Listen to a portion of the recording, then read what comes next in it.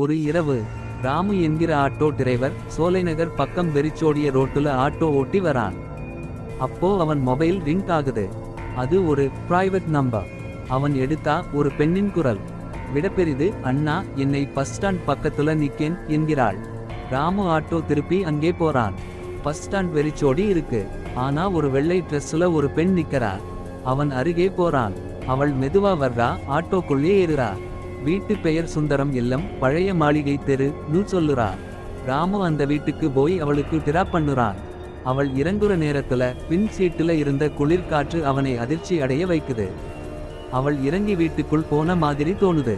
அடுத்த நாள் அவன் அந்த இடத்துல மீண்டும் போனப்போ அந்த வீடு 20 வருஷமா காலியா இருக்குன்னு தெரியும். பயந்த முகம். அவன் போன்ல அந்த நம்பரை பார்த்தா.